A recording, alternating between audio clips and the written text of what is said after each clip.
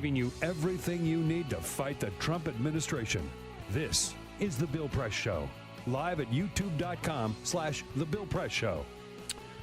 So Donald Trump gives his family a great big tax cut and says, this is a Christmas present to you. I don't get it. What do you say? Hello, everybody. Hope you get this. It is Monday, December 18. Yes, indeed. 1 week from Christmas, and here we are on the Bill Press Show. Great to see you today. Thank you so much for joining us. I'm sure you had a busy weekend, maybe getting the tree, decorating the tree, or doing your last-minute Christmas shopping, or watching football. Who knows? But whatever the weekend was for you, hope it was a good one, and welcome back to this last week before Christmas with lots going on. The Congress comes back to town today, and in just 4 days, they have to pass a tax cut bill, and they're still lining up the votes for that, although it looks like the Republicans have them. And they've got to figure out a way to keep the government running, because otherwise it shuts down on December 22nd. And in the meantime, just lots of holiday parties, I guess, to go to, whatever. We'll bring you up to date on the news of the day and look forward to hearing from you on your comments on everything that's going on here, particularly as the Republicans line up to pass one piece of legislation this year. They have waited until the 11th hour, of course, and their one piece of legislation is going to be a huge tax cut for the biggest corporations in America and the wealthiest of Americans, and nothing but a stocking full of coal for you. Send us your comments on Twitter at BP Show. But first, this is the Full Court Press. A couple other stories making news. Total panic in Atlanta over the weekend as one of the world's busiest airports lost power. can you believe it? No, Yeah. it's insane what the happened. worst possible time. Yeah, too. sure. A lot of people going out of town for the holidays. Well, I think and next weekend would have been the worst possible time. next week probably would have been a little bit worse, but That's this was big pretty travel. bad. If you're not there by Christmas Eve. I'm flying on Christmas Eve. Oh, there you go. Delta Airlines, which of course is headquartered in Atlanta, said that more than 900 mainline and regional flights were canceled. 48 flights had to be diverted to other airports, and this is just one airline. So, it was different for a lot of other ones. They said that approximately 300 flights were canceled for Delta today. alone. Just for Delta alone, just for today, due to Yeah. the power outage. They finally got the power on late last night. How bad was the power outage? It was so bad, in fact, that Chick-fil-A came and helped deliver meals to stranded passengers. On a Sunday? If you know anything about Chick-fil-A, you know that they do not open on Sundays. Well, they opened yesterday to feed the crowds in Atlanta. God's work. Isn't that nuts? Yeah. I mean, that really shows you how bad it was. God stepped in. This is He like said, Chick-fil-A, open your doors. No, to this the was needy. like the miracle of the fishes, the Sermon on the Mount, Yeah. when they That's said, let Yeah. there be, That's yeah, it. right, yeah. Mm-hmm. Well, if you weren't stuck at the Atlanta airport over the weekend, you were probably seeing Star Wars: The Last Jedi. Oh, my God. It opened up over the weekend to the second largest opening of all time. I know. Can you imagine what number one is? The first was The first Star Wars, huh? Well, no, the Star Wars: The Force Awakens, Oh, the one that okay, debuted yeah. with $247.9 million back in 2015. Like I said, The Last Jedi came in second. $220 million on opening weekend. That, again, is the second biggest opening Did you see it? ever. No, I didn't see it. I haven't seen it either. I don't feel like I have to rush out and see this one. I didn't love the one that they did a couple years ago. There'll be time. But talk about a commercial force. Oh, my God. Oh, Jesus, man. Yeah. Did you catch the fight, by the way, that Mark Hamill got in with Ted Cruz? On Yes, on I Twitter? did. Yes, I know you're not on Twitter, but Mark Hamill, who plays Luke Skywalker, got into a fight with Ted Cruz about net neutrality and completely owned him. And Mark Hamill destroyed him. Oh, Mark good. Hamill, by the way, is a follower of BP Show on Twitter. All BP right. Show. Mark Hamill, shout out to you, man. Crush Ted Cruz.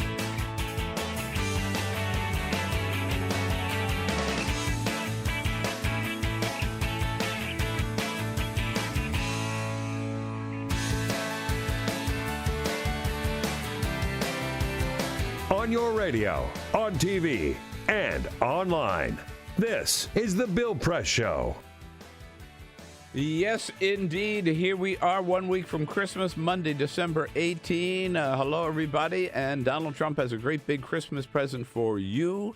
A huge tax cut for him and for his family. Yes, that's your Christmas present. Go figure it out.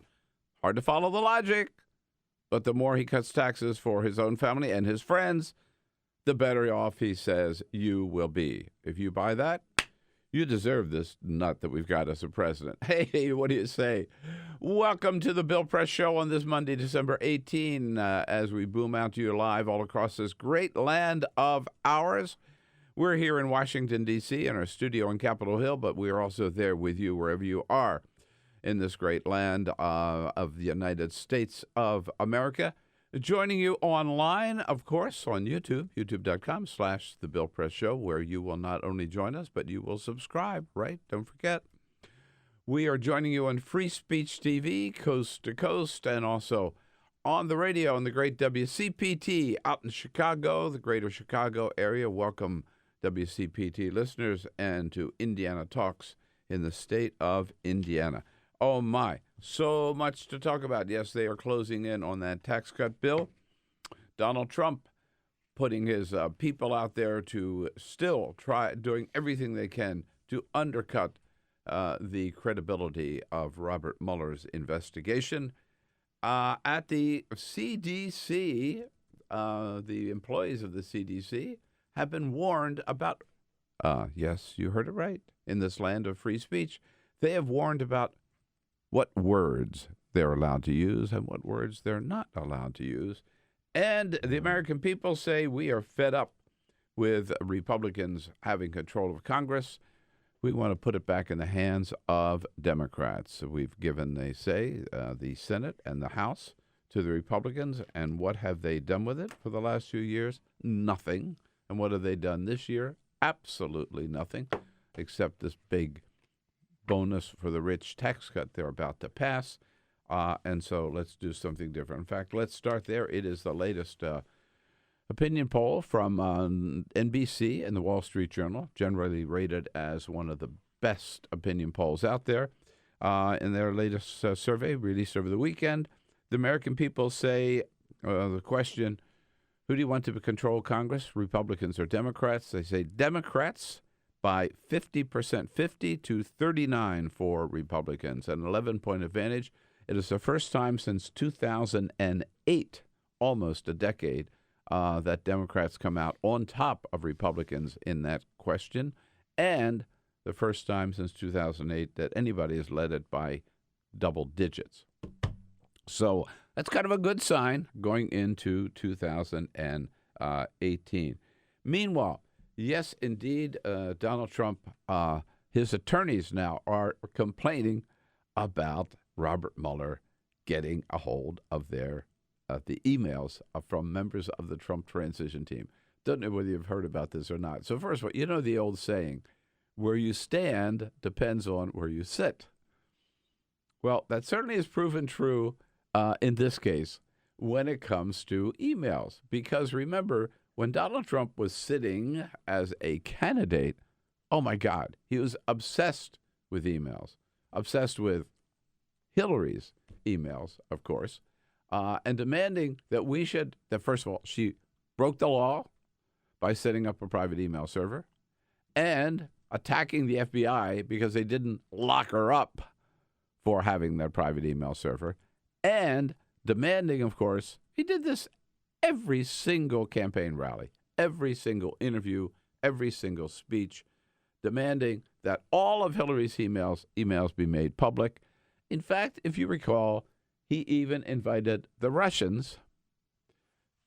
His response to news that the Russians were hacking or trying to undermine our election system, his only response was to invite them to find those 30,000 emails that had been redacted by the Hillary team, or the 30,000 missing emails.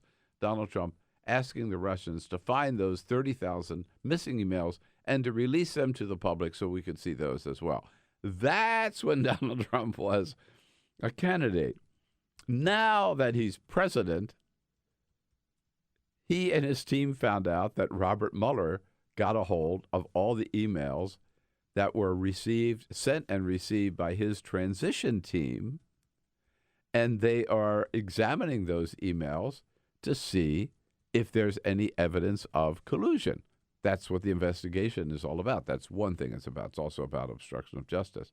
Now, of course, if you're a special counsel and you're charged with investigating whether or not there was any collusion, can you think of any better potential source of evidence than all the emails that were sent by and received by the transition team? Robert Mueller, they say, got these illegally. No, he didn't. You know, he has the power of the special counsel's office. It is almost an unlimited power. He asked whatever the legal authority is to get these emails, and he got them.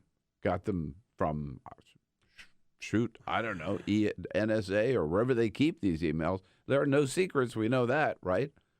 I mean, George Bush started that. Barack Obama continued it. They're collecting all of our emails and all of our phone calls. We know that. So Mueller went to the proper authority, got the permission, and got those emails, and he's been examining them. It's the same thing with, we remember Robert Mueller went into Paul Manafort's house, got legal authority, went into Paul Manafort's house early in the morning while Manafort was still in his pajamas and seized his computer to look for evidence of Manafort's illegal activity. He's got these emails to examine, of course, what the Trump team was saying. And again, what better evidence than what they were saying, who they were talking to, and what they were talking about during the transition. So the contrast between the two, it's just ridiculous to assert that Robert Mueller doesn't have this authority. But don't you see what's going on? This is Donald Trump's attempt to undermine any way he can everything that Robert Mueller is doing. He's called it a witch hunt. He's called it fake news. He says this investigation was just started by Democrats because they still haven't accepted the fact that Donald Trump won. This is exactly what he did before the election. Remember when he kept talking about the election is rigged because he felt that he was going to lose, and he was also already trying to undermine the legitimacy or the credibility of the election returns so that he could protest it and maybe never accept the fact that Hillary had been elected president. Now, I think knowing that Robert Mueller's footsteps are getting closer, they're certainly already being heard in the Oval Office after the indictment of Michael Flynn. Footsteps are getting closer to Jared Kushner and Donald Trump Jr. and maybe to Ivanka and maybe to Mike Pence and maybe to Donald Trump himself. And so right away he's trying to undermine Mueller's credibility, building a case for challenging whatever final actions that Robert Mueller takes or whatever final report that he releases. That's Donald Trump talking to reporters yesterday, saying about these emails. Yes, this doesn't look good. He says he told reporters coming back from Camp David yesterday. But in fact, my people are very upset. Not looking good. It's not looking good. It's quite sad to see that. So my people were very upset about it. Oh, yeah. I can't imagine there's anything on them, frankly, because, as we said, there's no collusion. Keep saying it, man. Keep saying it, Keep right. on saying it. There's nothing on them, but still it's bad for them to get them. And I love that. My people are very upset. Yeah, like his two attorneys are very upset. Quite sad to see that. So my people were very upset about it. So the question obviously was the follow-up question. So are you going to fire Robert Mueller? No. Me fire Robert Mueller? No, I'm not. No. What else? What else you guys got to ask? You know what? He's not beyond firing Robert Mueller. He would try. If you could remember, he can't directly. He has to ask the Attorney General. However, the Attorney General has recused himself from the Russian investigation. So therefore, he would have to ask the Deputy Attorney Rod Rosenstein, who appointed Robert Mueller.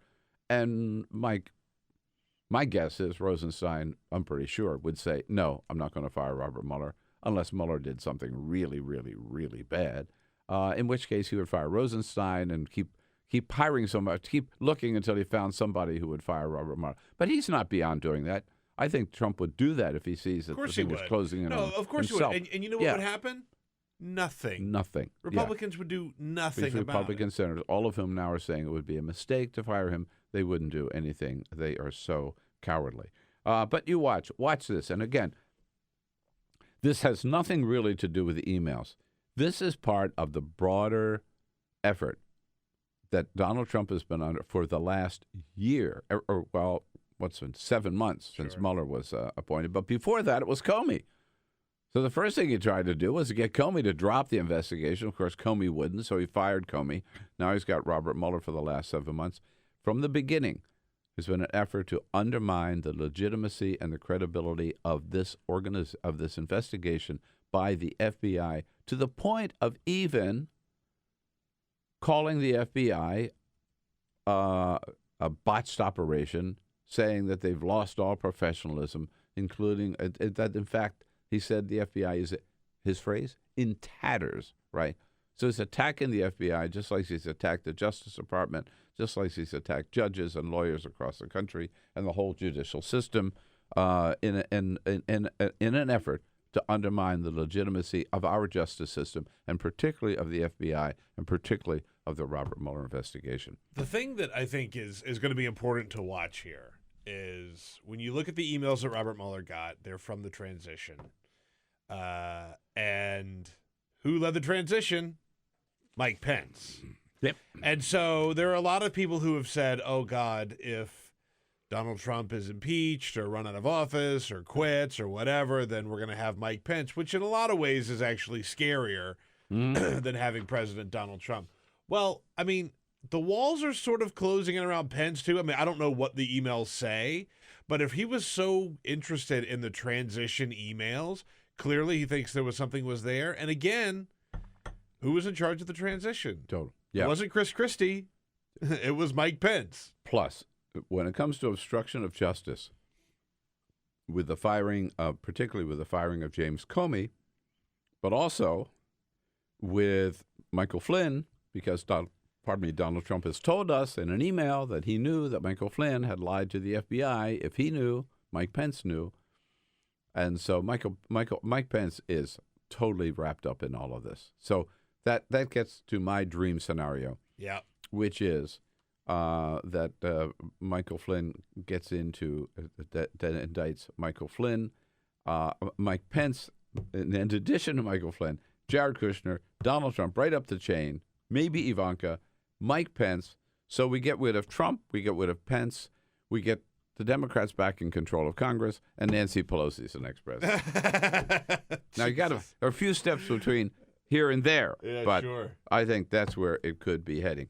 Meanwhile, this week, the tax cuts. Look, they're going to get the votes somehow. You know why? Because there's not a Republican with any backbone in this entire Senate. John McCain, sadly for him, although I think he's doing the right thing, he's just got out of Walter Reed, was in Walter Reed last week, being treated for his brain cancer, and he chose to go home, spend Christmas with his family, and not be here for the vote, which means they're down to 51. You think that might be a little dicey for the Republicans? No, because all of those people who stood up and said, no, we can never vote for this bill because it screws the middle class, they've all folded, or because it adds too much money to the deficit. Number one, Bob Corker. What a phony. Unbelievable. I could never vote for anything that adds any money to the deficit. He has said that over and over and over again. 2 weeks ago, he said, I could never vote for this tax bill. I'm a no vote. In fact, he didn't vote the first time around. I'm a no vote for that. And then what did he say over the weekend? No, well, it's not perfect, but I'm still going to vote for it. It adds $1.5 trillion to the deficit. And he didn't need to do that. This is $1 trillion lie on Bob Corker's part. Now, again, he's resigning. He's told to resign. He's called Trump a flake, basically. Call the White House an adult daycare center, right? Where he's off his meds some days. Yeah. And then Corker stands up. He's going to vote for this. Same thing with Marco Rubio. Marco Rubio says, Oh, no. Boy, don't count me. This doesn't do enough for the child tax credit. And I want more money for it. They put like $1.50, some minimal more money into the child tax credit. And Marco Rubio said his opposition lasted less than 24 hours. Yeah, literally. That's how much backbone he has. We talked on Friday morning. Loser. On Friday morning, we talked about Marco Rubio saying he wasn't going to vote for the bill, and we said then, just wait, he's going to change. And like before we even finished lunch on Friday, he had changed his mind. He had folded, right? And then Susan Collins. I mean, that sometimes people praise because she's that independent Republican. She's also just part of the pack here. And Susan Collins, who is saying, no, I'm going to vote for it because they promised me that next year they're going to pass a bill that I want. Is she that stupid? Really? Is she that naive that she trusts this gang of thieves? How can she? And what pressure is she under? What possible pressure could she be under? And she says, when people say, come on, Susan, you can't believe that, she says, I'm a fourth-term senator. They wouldn't dare double-cross me. No? Want to bet? Oh, no? Yeah. Because if there's anything we know about Trump and his team, it's that they really care about a fourth-term senator. Yeah, right. Yeah, I'll tell you one thing. They've already double-crossed us, you and me. Now, again, keep it in context. We are December 18, okay? This gang of Republicans has been in charge of the White House, the House, and the Senate all year long. As of this point, with 12 days left in the year, right? They have done absolutely nothing. They have accomplished not one piece of major legislation. All right, fact. Now, by the end of the week, they're going to pass their first piece of major legislation. And what does it do? Fact. It gives a huge permanent tax cut to the biggest corporations in this country, which already are enjoying the biggest corporate profits ever in history.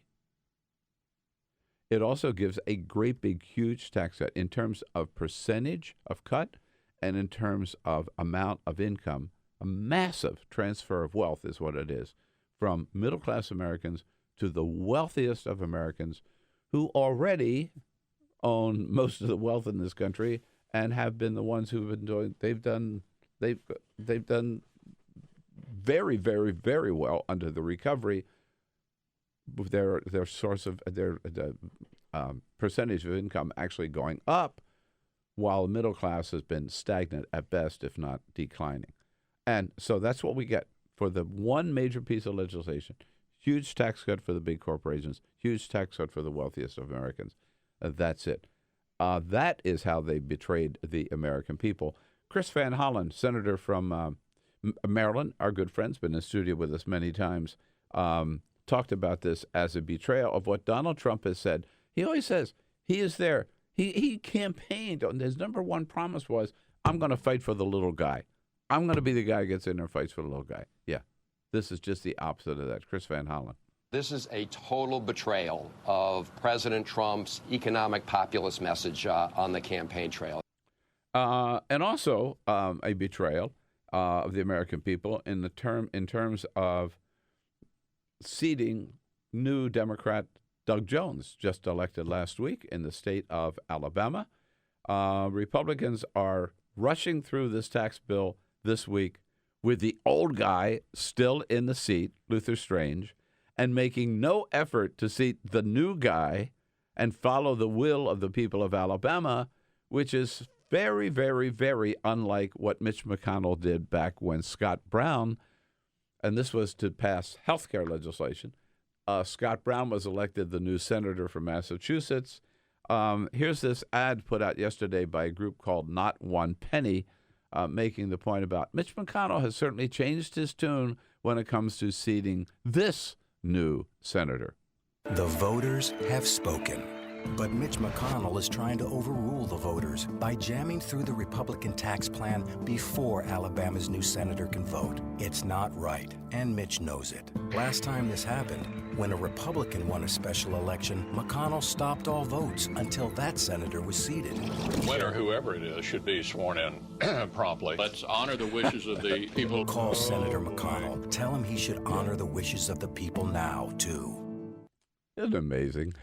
I mean, again, where you stand depends on where you sit, right?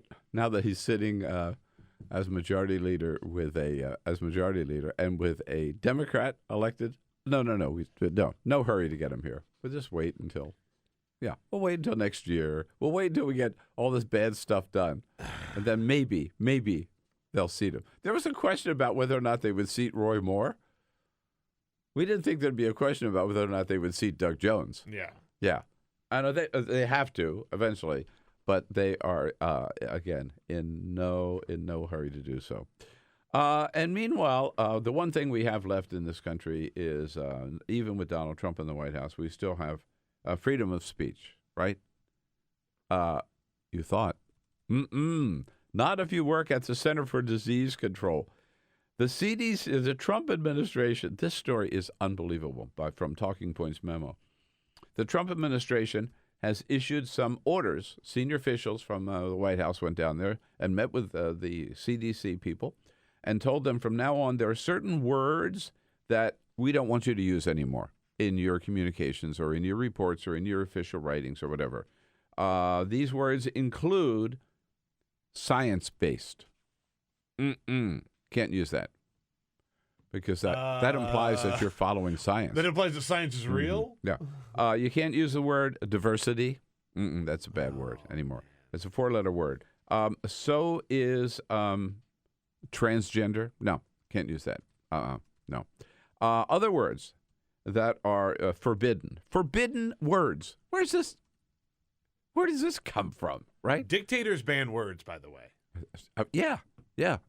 This is they burn books. They ban words. 1984. Here we are.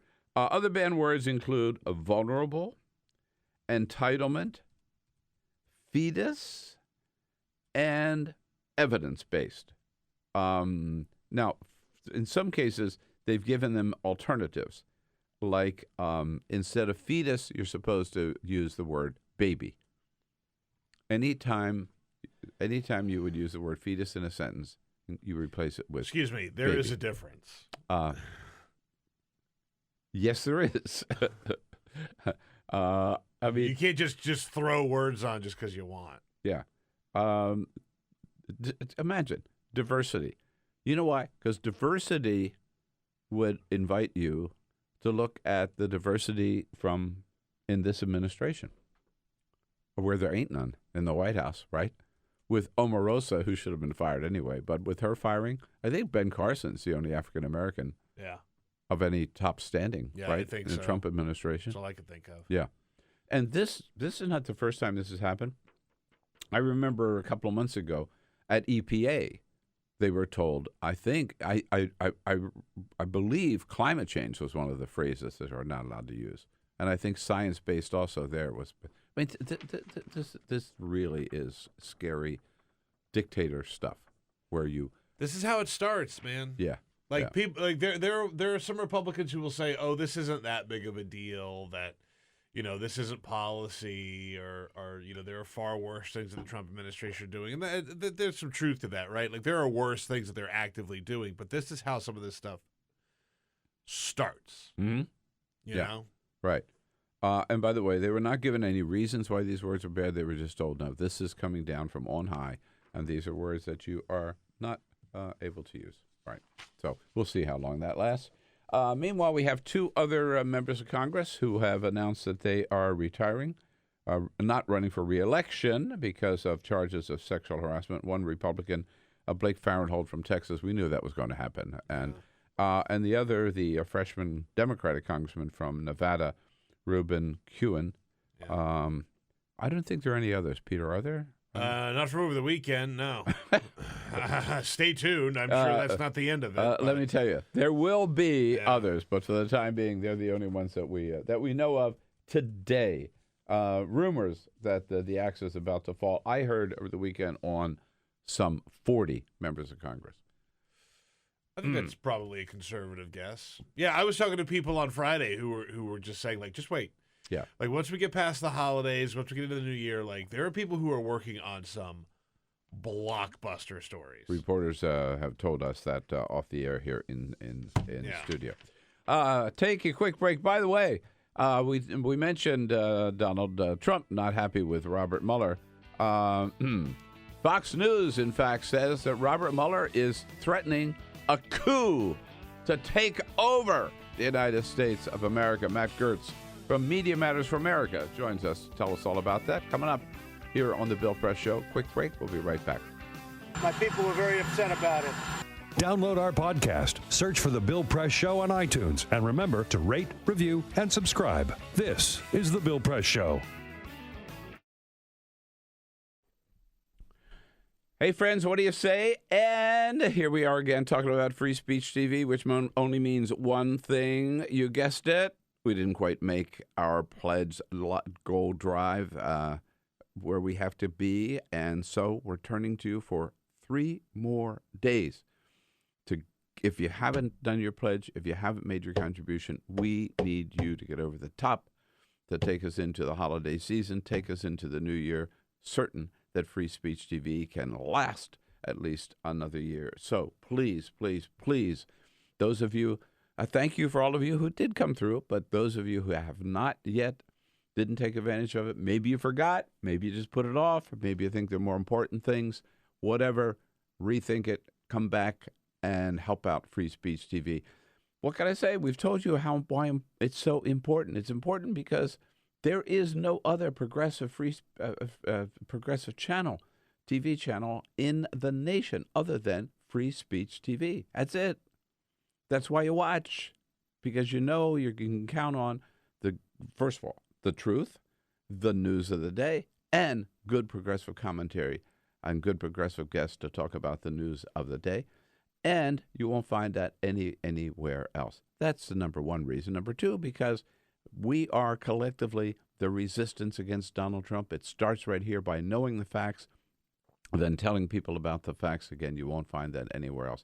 That's why it's so important. And also because there would be no Free Speech TV without you.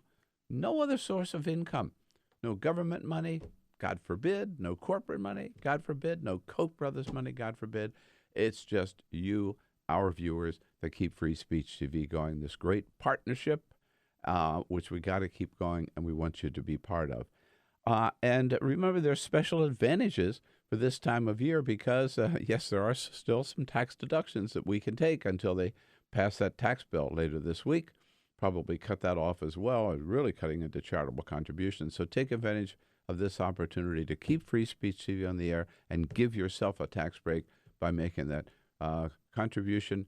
You pledge to free speech as generously as you can, whether it's $30, $60, $120. Think about it. $120 is just $10 a month for all of this content that you get every day.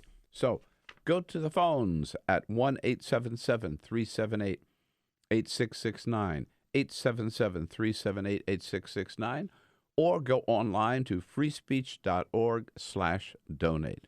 Phone 877-378-8669, online to freespeech.org/donate. Just 3 more days here this Christmas week. Be as generous as you can. Thank you. Merry Christmas, and keep Free Speech TV going. Thank you.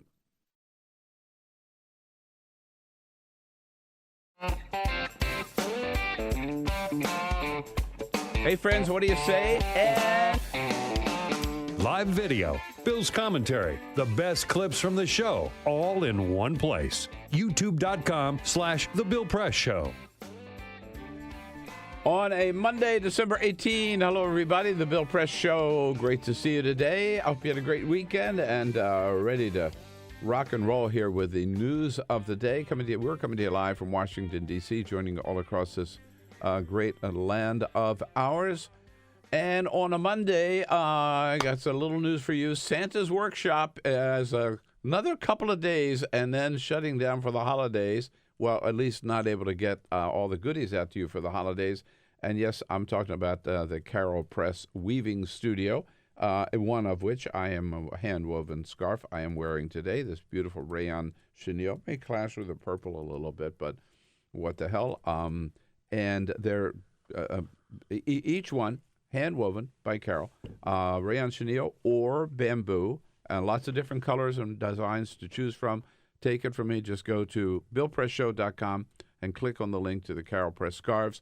But everybody keeps asking, because she's had so many orders, what's the last day that we can get it for Christmas? I would say maybe like tomorrow or Wednesday at the very latest. So get your order in today. Go to BillPressShow.com, Carol Press scarves, and you are in business for the holidays with a beautiful hand-woven scarf for you or someone you love. And someone we love, Matt Gertz from Fox News. Yes, right. Oh, boy. From Media Matters in America. He'll talk about Fox News here in studio with us. Hi, Matt. How are you? Hey, good to be here. Happy holidays. Thanks for coming in. And to you. We've been at it for a little while here with the news of the day, stirring up a little hornet's nest of commentary on our Twitter feed. You've been tweeting this morning, too, I saw. Thank you. Jamie, what's up? Yeah, let's begin talking about the tax bill. Again, we're on Twitter at BP Show. That's where you can send us a comment this morning and anytime. NC Nomad says, so Bob Corker is going to vote on a bill he hasn't studied, or he is a liar. It's one or the other, and both are bad. Nobody has studied this bill because nobody has seen the bill. Exactly. Even Democrats certainly haven't seen it. Even the Republicans who are being asked to vote for it haven't seen a bill yet. They're still tinkering with it. And that seems like a very odd excuse, right? So first, Corker had claimed that he wasn't going to vote for a bill that raised the not one penny. Yeah, not one penny, not $1. Not going to vote for it no matter what. And then there was sort of a complete and total U-turn on that, even though the bill still racks up a massive hole in the debt. And it certainly seemed like something that could have affected that opinion was that there was a little chunk added to the bill that would have provided some hefty benefits to people who had real estate pass-throughs, like Bob Corker himself. And all of a sudden he was voting for it, and now he says he has never seen that. He had no idea it was in the bill, and in fact has not read it at all. Yeah. And he says, well, it's not perfect. Oh, well. But I'll vote for it. Okay. Yeah. What a phony. God. I want to jump into the conversation with you guys, but before we do that, just a quick stop on our YouTube page, youtube.com/The Bill Press Show. We have a community tab on our YouTube page. Just go to youtube.com/The Bill Press Show. Click on community. We put a poll up on the YouTube page. We can do that both on Twitter and on YouTube. We asked you, will Congress overturn the FCC's net neutrality repeal? Don't forget, keep talking about that. Call your representatives because the fight's not over yet. Close poll so far. 55% of you say no. Congress will not overturn the Obama-era net neutrality rules. 45% of you say yes. And a couple of comments on that point. Sherry says, yes, they will if they enjoy their jobs and freedom. We can make them miserable for the rest of their lives. We are taking names, too. A lot of you weighing in on this topic. Hopefully we'll get a chance to talk about it more in depth again this week here on the show. But keep comments coming on Twitter at BP Show and on YouTube, youtube.com/The Bill Press Show. This net neutrality was a 3-2 vote, right? Yeah, basically all of the decisions that have been going through the FCC this year have been on strict party line votes. You had Ajit Pai come in and be the one who sort of took, he had been a commissioner, a Republican commissioner, and became the head of the FCC, and now he's sort of pushing through a series of presents for various gigantic corporations that run media outlets. So how does Donald Trump square his pledge to be there as fighter for the middle class, fighter for the little guy, fighter for the forgotten people? I mean, this is the exact opposite of that. Oh, absolutely. And, I think it very clearly comes down to whether Donald Trump likes the particular company and the particular people who would benefit from this. I wrote last week about the FCC's decision to begin consideration on whether they're going to raise the cap that currently prevents individual companies from owning broadcast stations that reach more than 39% of the American people. And this is something that's been a huge priority for Rupert Murdoch for a very long time because the Fox broadcast stations are currently at, I think, around 37%. And so he can't go on a buying spree and pick up more stations and sort of expand his reach that way.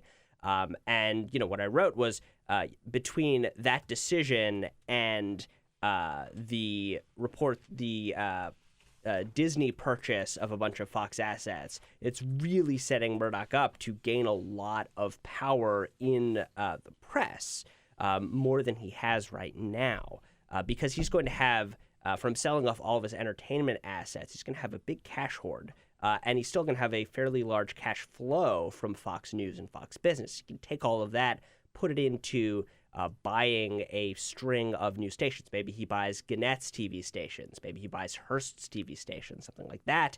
And then he can, use those to pump Fox News or Fox News type content out into all of these different local broadcast stations. Okay. Before we get more into that deal, I do have one more question about the net neutrality. This could be reversed, couldn't it? I mean, it can be. There's lawsuits that are sort of in the works right now to try to stop it, to challenge it. Challenge it in the courts. Yeah, right. And there's always the chance of congressional action on this. I am not really expert enough to know how well either of those are going to go, but certainly the more public pressure on members of Congress about this, the better it would be for getting net neutrality codified. It was explained to me over the weekend that the contest here, or the competition, I guess, is between the people with the pipes and the people with the content, right? So that like Silicon Valley has the pipes and Hollywood has the content. Yeah, I think that's right. And the people with the pipes want the ability to sort of constrict the pipes and charge more to individual content producers, right, to make more money that way. And so this is, in a strange way, playing into, this is really inside baseball. Probably shouldn't even get into it.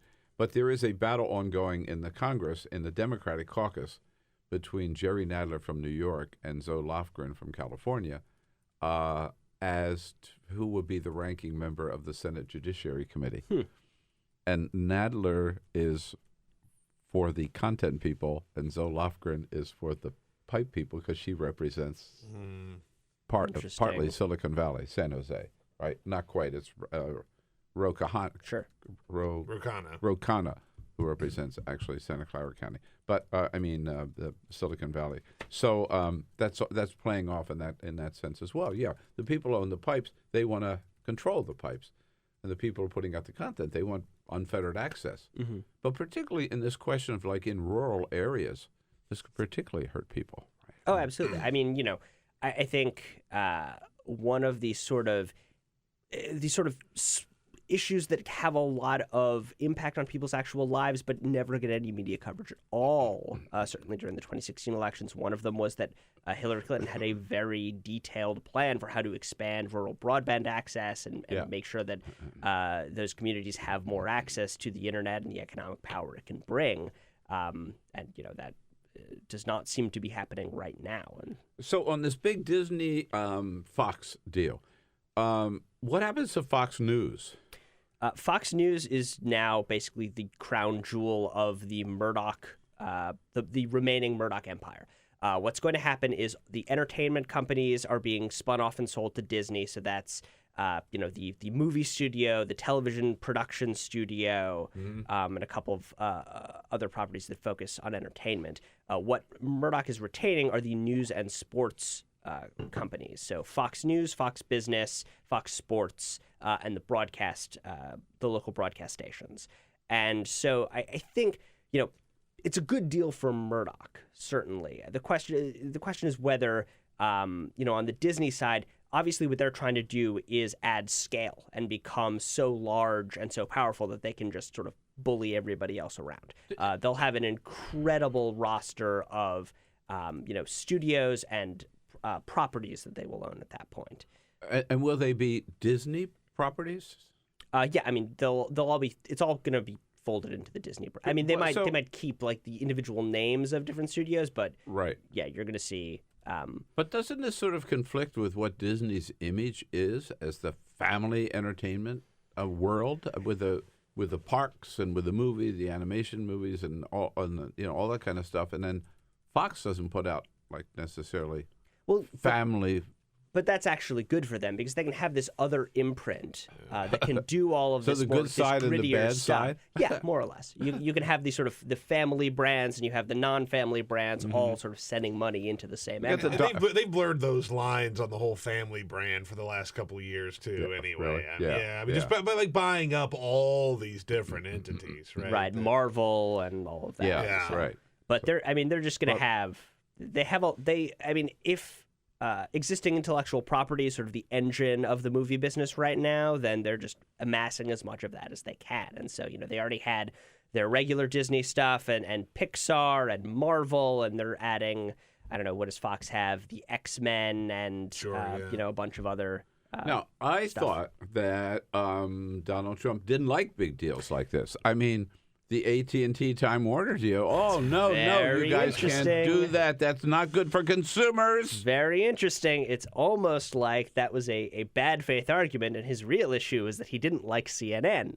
Right. So the deals are actually quite similar. They're sort of except one is Fox and the other is CNN. Exactly. One is Fox, the other is CNN. The CNN deal is now being the Justice Department is suing to block that. And we'll see how that goes. And there's no word so far from the Justice Department about how they'll respond to this Disney Murdoch deal. But the president came out and said that he was reportedly had called up Murdoch when he heard this deal might be happening to ask if Fox News was part of it. Right. Because he was very worried about that. Right. And then... oh, no, you're not going to take away my Fox and Friends. What do I do in the morning for 3 hours? And then Sarah Sanders from the White House podium last week said that it was a great deal. It would create big jobs, which these deals never create big jobs. They're fundamentally they just don't. Like they're not about creating additional workforce. That's not a thing. It's all about big money changing hands, right? Yeah. Stock ownership and that kind of stuff doesn't create jobs. But I mean, I am in fact, not. I would say lose jobs if anything. Cut jobs. I think that's likely. I mean, what you're going with these mergers, you get consolidation. Of course, sure. Yeah, of course. I don't really know the entertainment side that well. You should talk to my wife, Alyssa Rosenberg from the Washington Post for that one. But from the news side of it, like this seems like the type of thing that gives Murdoch a lot of money and allows him to focus on the news and sports aspects, which are in the current environment the content that is watched live. Right, like the problem that everyone's running into around TV is figuring out how to monetize it now that you have Netflix and Amazon and others creating content that can be watched literally at any time at all. But you were saying that reportedly he called Rupert and said, "You're not selling Fox News, are you?" There were also some rumors of a phone call on the other side saying, unless you dump CNN or sell CNN or trash CNN. We're not going to approve this deal. There were some reports, I think, over the summer from the New York Times, which literally were saying like the White House views this as a point of leverage with CNN.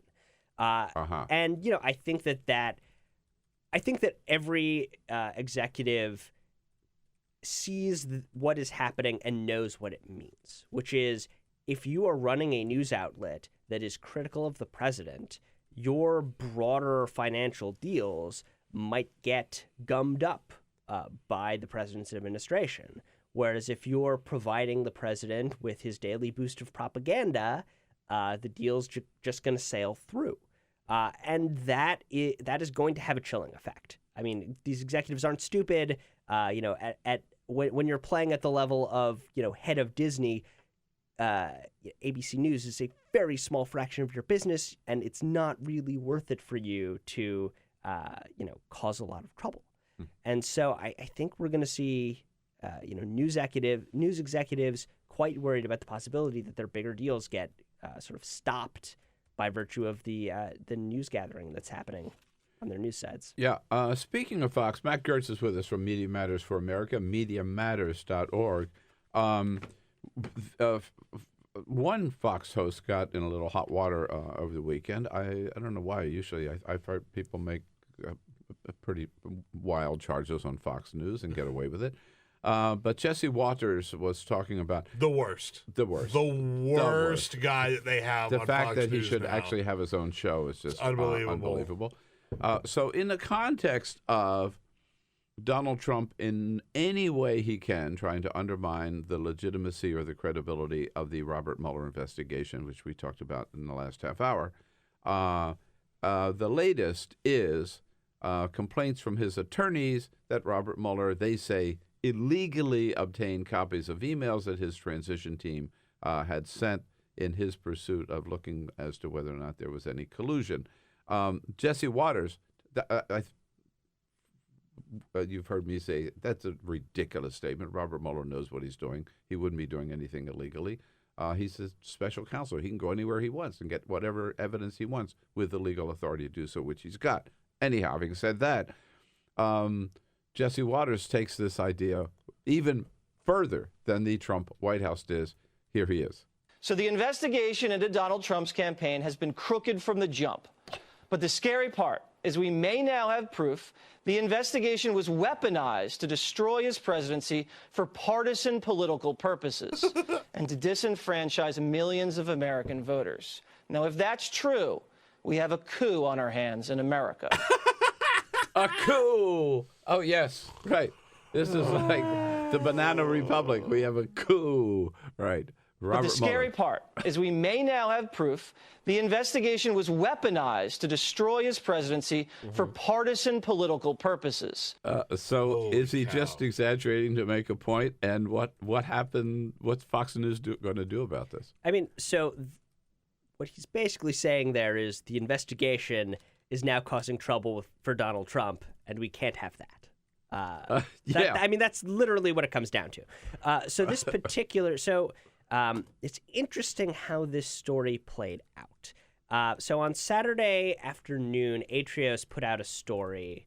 Axios put out a story saying that the special counsel had acquired tens of thousands of emails from the presidential transition, and that they were reviewing them and that it had been part of their investigation. Then later in the day, two reporters at Fox News put out another story. It was John Roberts and Alex Pappas, who I think just came over from the Daily Caller. Yep. And their story was that the Trump lawyers were saying that these emails had been illegally obtained, and this was a total disaster, and treachery and whatnot. So that has not held up very well. Because transition emails aren't really owned by the people who sent them. Transition emails are government documents.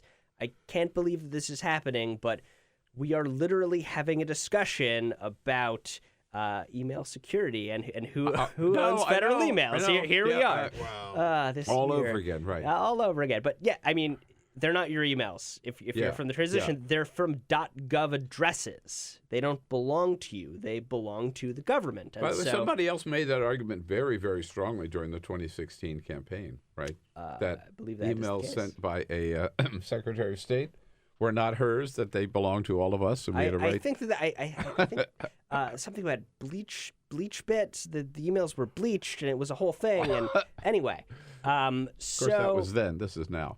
Yeah. Apparently. So the emails were held by any entity that is the transition. They were held by the General Services Administration. And so Mueller went to the GSA and said, I would like these emails. And they discussed it, including general counsel who had been appointed by Donald Trump. And they said, okay, here's the emails. Yeah. So you can make an argument, though I wouldn't, because it's not a very good argument, that perhaps the GSA shouldn't have released them. You can't really make an argument that Mueller did anything wrong by asking for them. And getting them. Yeah, the idea, I mean, this is the baffling thing about this, is the idea that someone who had been FBI director for 10 years and has established basically an all-star team at the special counsel's office to go through all of this would like make a very major error that would invalidate the evidence that he would eventually want to use in a trial. Like, the fundamental problem that conservatives are having here is that they're viewing Mueller's investigation as a political operation, and it's not. It's a criminal investigation. So, he wants evidence that he can use in trials. He wants to be able to charge people with crimes if there are crimes to be charged. And so he's not going to go through this collecting a lot of information under obviously fraudulent methods when the president has access to like some very, very good lawyers who would make sure that that evidence would get invalidated along the way. But what the White House is doing is they are treating all of this as a PR offensive. They know that Mueller is not really Mueller's not going out on the Sunday shows, right? Like there's no one from his office that is actively, publicly spinning the news. They put out a 30-word statement on this GSA thing, basically saying like we obtain all information like based on the way you're supposed to do it. But the president has Jay Sekulow making the rounds on the Sunday shows and on Fox News all the time.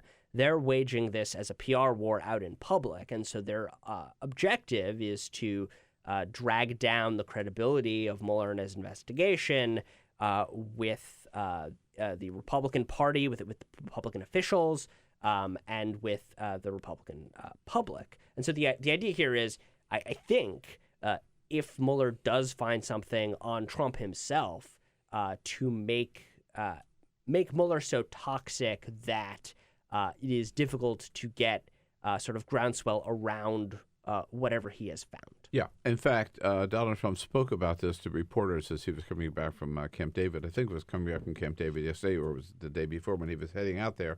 And he was asked about the Mueller email flap. Okay. Again, this is all deliberate campaign to try to undermine the credibility of Robert Mueller.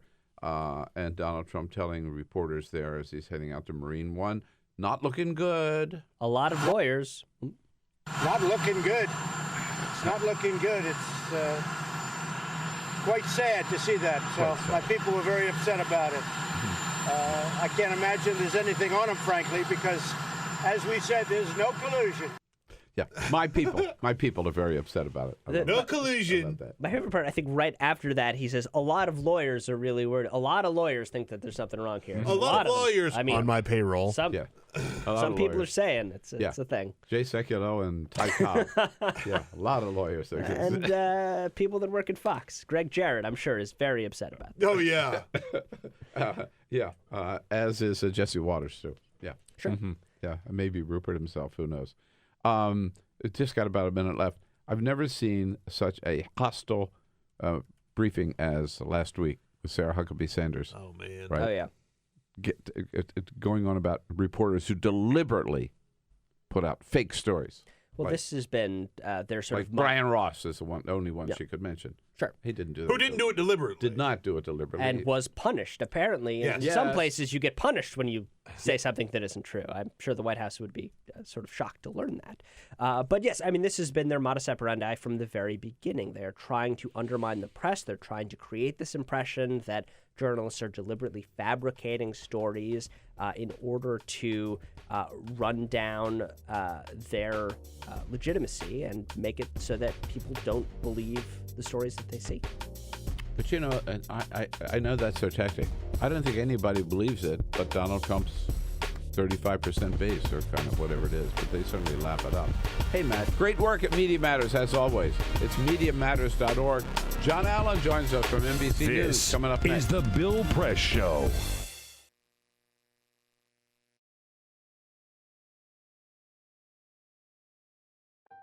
I wanted to find a bank with a purpose. I wanted to find a place that would take my money and not use it to cause the financial crisis, but to fix the financial crisis and to help end income inequality. The people that we employ are usually clients right off the streets. They don't have an account, but Amalgamated is willing to get that started for them. Their reputation supporting the working man, I think, speaks for itself. This is a bank that cares for their customers, and I appreciate that. We were able to access a construction loan through the bank's programs. And that loan has helped us house 28 families in the community. Amalgamated is a bank that was started for and about working people. Many of our customers have a deep commitment to advocating for social and economic justice. We share that commitment, and we're not afraid to stand up and say that we need to change some of the way that the country does business.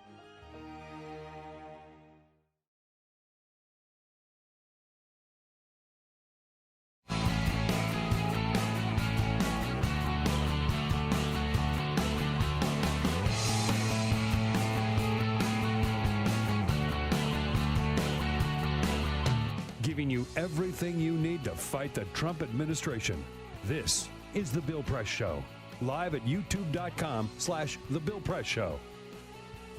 Donald Trump gives a great big tax cut to himself and his family, and he says it's a Christmas present for you, the American people.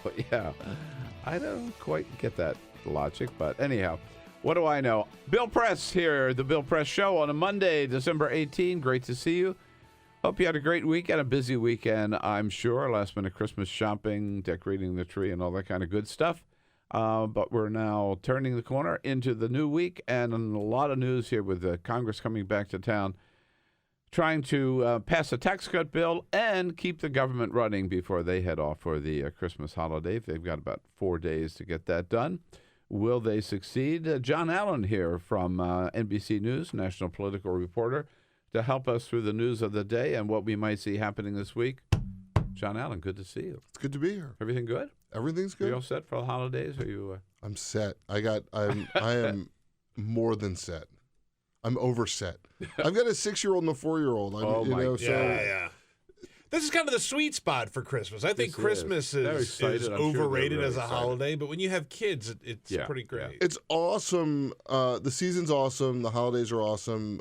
They actually celebrate both Hanukkah and Christmas, so it's nice for them. Yeah. All that means is that every year I'm loading up on toys that are going to be in my basement unused for the next 10 years or so. It's like deficit and debt, right? Like, every year you have a toy surplus, right?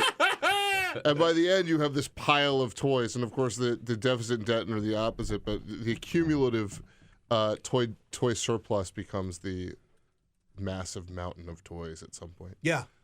Yeah, the toys don't get rid of themselves over the years, as I found out recently. I mean, this is a first world problem. Yeah, probably second world too. Maybe even some third world places there are too many Christmas gifts hanging around. All right. So greetings from Toyland today here, the Bill Press Show. We got lots to talk about, and we want to hear from you. Your comments on the news on Twitter at BP Show. We'll jump right into it, John. But first, this is the Full Court Press. Just a couple of other stories making news. Now, I know there's a rule in politics that you don't really talk about the kids of politicians, but Track Palin is a 28-year-old man. Track Palin was also arrested for burglary and assault charges over the weekend. He was arrested in Wasilla, where his mother was mayor before she was picked by John McCain to go run as his vice presidential candidate in 2008 She election. was governor in between, just for... She was. No, you're right. You're right. So he faced a misdemeanor criminal mischief charge for causing nearly $1,000 of property damage following an unspecified domestic violence incident as well. So he is in hot water. That's a totally dysfunctional family. I think that's a Remember the good way big to fight when they all arrived in the limo at some party and they all got how the big could we fight? forget? Oh, God, that was a great How could we forget? Mm-hmm. Well, the California wildfires continue to rage. In fact, they're only getting bigger. Yeah. The Thomas fire is now the third largest fire in California history. It has burned more than 259,000 acres. It's now bigger than the size of New York City.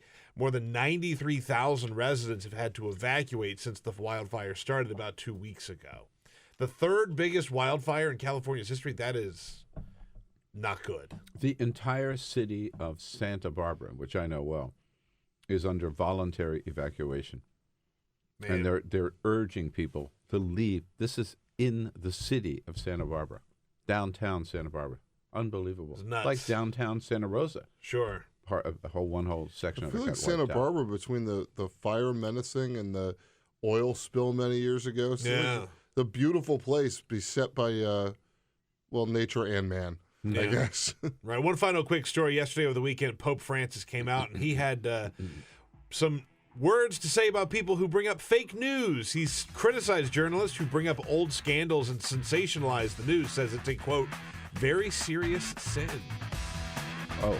Fake news. There's two sides of that. There are two sides of that. You're absolutely right. There are two sides. Yeah.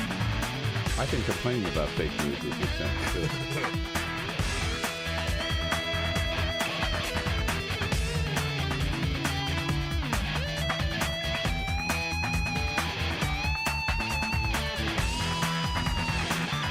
On your radio, on TV, and online.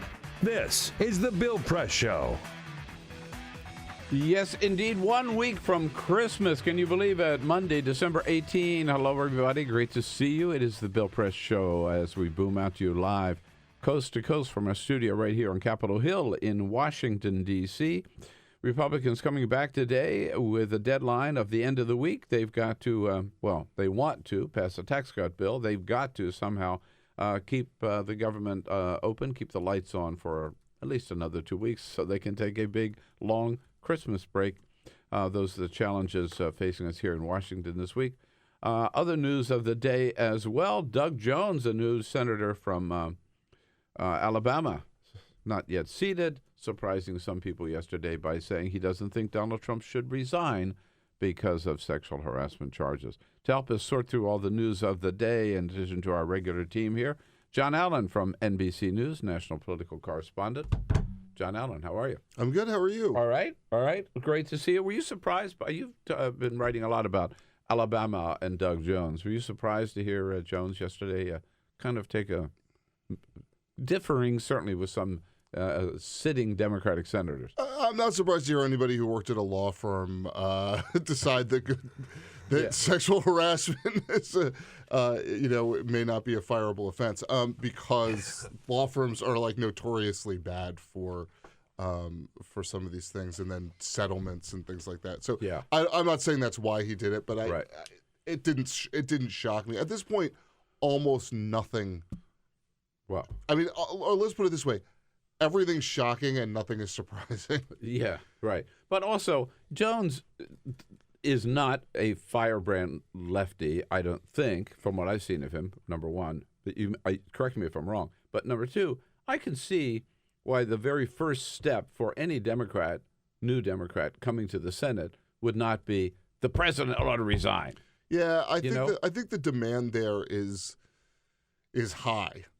This is a guy who won an election with a, for lack of a better term, and pardon the cliche, a perfect storm of events, right?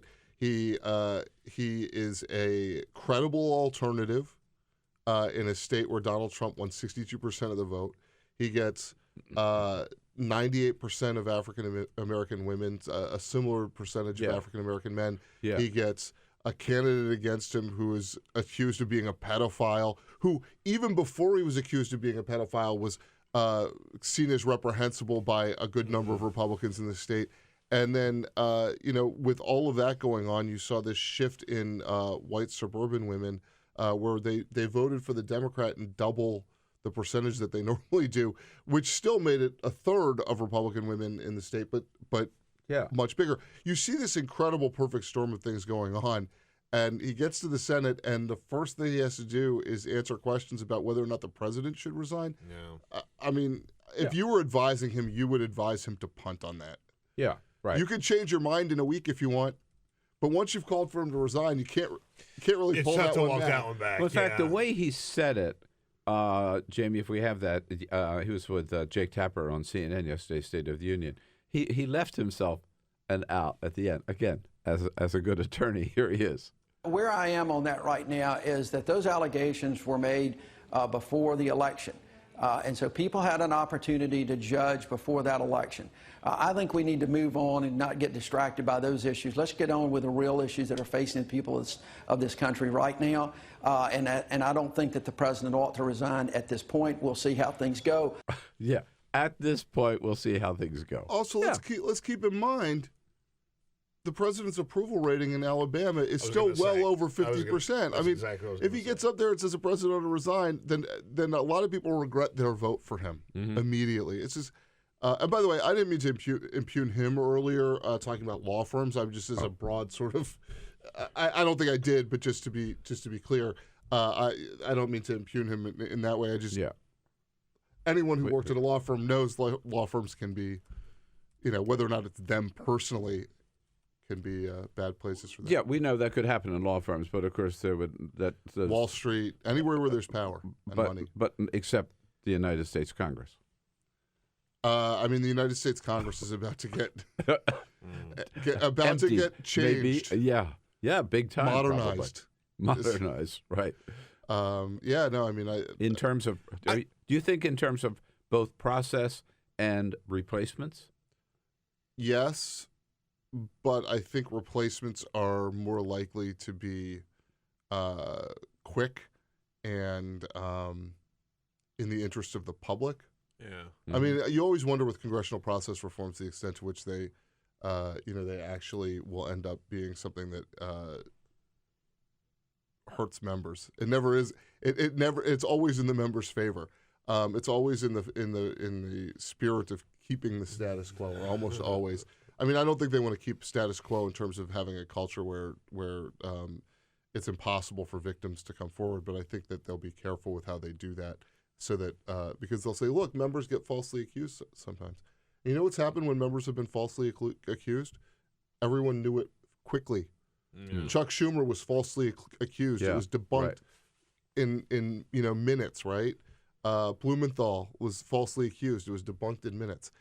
I think that the positive that would come out of all of this is that if women are empowered to call BS when stuff happens at the moment, I think that would be of benefit to society at large, and to Congress as well. Yeah, and I think what to me, what Kirsten Gillibrand and Jackie Spear particularly are calling for, and Cherry Bustos and others, is a process where women who work there from interns on up, they know where to go if they have a problem. Right now, they don't. No, and this has been a problem for a long time. I learned about the Office of Compliance like years ago. On the same issue, essentially, where people just didn't know where they were supposed to go. I want to say it was during the Eric Massa stuff. Remember, he was tickling aides. Yeah. Oh, yeah, I forgot about him. Yeah. Right. So where to go, and the process would be open and transparent and speedy. Fair, but speedy, right? Not just drag on for years. So. Yeah, I mean, it's due process is double-edged in terms of time. Right. Yes. There are 4 senators, according to Politico today, 4 senators who have come forward, some by name and some not, to say that Al Franken should change his mind and not resign. What do you think is going to happen? He hasn't. It's hard to walk that back. It is. No, look, I mean, maybe not impossible, but maybe that was his strategy all along. Announce the resignation, don't actually resign, and then have people beg me to stay. Yeah, I mean. I think it's going to be difficult for him to do that now that a successor has been named. And reportedly, he's been working with Tina Smith, the lieutenant governor, on a transition. So, I mean, look, I wasn't there, but it does appear to be pattern behavior. And if I think there are going to be some, there is a national reckoning going on, and I think that there is a singular outcome right now for any of the behavior. And if Al Franken ended up being in a place today that is different than it would have been 6 months ago or 6 months from now, that's bad timing for him. Right. But I don't. You're right. Hard to walk back. It's also hard to take the side, and maybe Pat Leahy and other senators are. It's hard to take the side that there should be no penalty for these things. And right now that's sort of a binary. Like, he's already said he's going to resign. So if you're saying he shouldn't resign, you're basically saying nothing should happen to him. I want to come back to Doug Jones for just a second, because what I hear from a lot of people is, okay, he got elected because of this perfect storm, as you said, of circumstances. But 3 years from now, he doesn't have a chance of getting reelected. I mean, there's not going to be a Democratic senator from Alabama beyond this little period here. You've seen him campaign. You know him. What do you think? We've said that about people before, that they Yeah. want Yeah. a Senate seat and they'll never get reelected. It's unbelievable that person got in. And Right. you know, Ron Johnson from Wisconsin was considered that way. Super conservative guy. He got elected. They were like, no Republican like Ron Johnson's going to be able to win re-election in Wisconsin. And yet he won re-election. Yeah. So I think it's way too early to tell. There is an interesting debate that goes on between Democrats, and the Doug Jones things that sort of brought it to the surface, which is, does Doug Jones need to hammer away to make sure that his base stays with him, or does he need to persuade people? And this is a reflection of a national argument that's been going on with Democrats, certainly since the 2016 election and before as well. And the answer is both. Yeah. If Doug Jones wants to win, if Democrats want to win, they're going to have to be able to do both those things: bring out their base and appeal to the swing voters. Mm-hmm. And there's really no other answer for them. Even the answer about should Donald Trump resign or should he be impeached over the sexual allegation stuff, that is a needle that he's going to have to thread, because, as you mentioned, Donald Trump is still very, very, very popular in Alabama.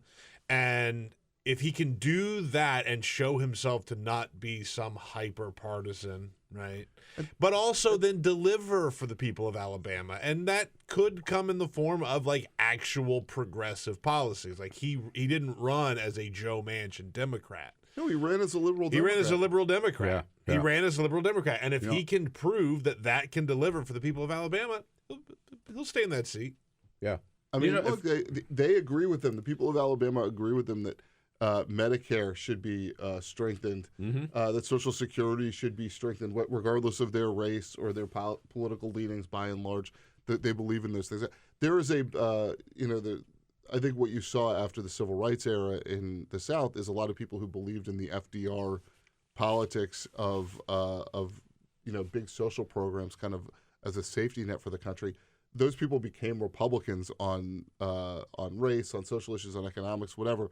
But they still have that feeling about those programs. And that's why when George Bush went to go tinker with Social Security, even a little bit, he wasn't able to get support among Republicans, and particularly among Southern Republicans. Yeah, he dropped also with the Southern voters that voted for Doug Jones, I think that this will be a real test that you can show that the J.D. Vance hillbilly elegy worldview of, well, there are just some people you should just forget about because you're never going to get them, is total BS. It's total BS, because there are people in Alabama today who voted for a Democrat who would have never voted for a Democrat. And he went out and said, the government can work for you, and here's how it's going to work for you. And if he continues to make that case, he'll pick up more votes. And he also had Roy Moore. And look, and he also had Roy Moore. I think what's interesting is you probably had people who have been voting on abortion.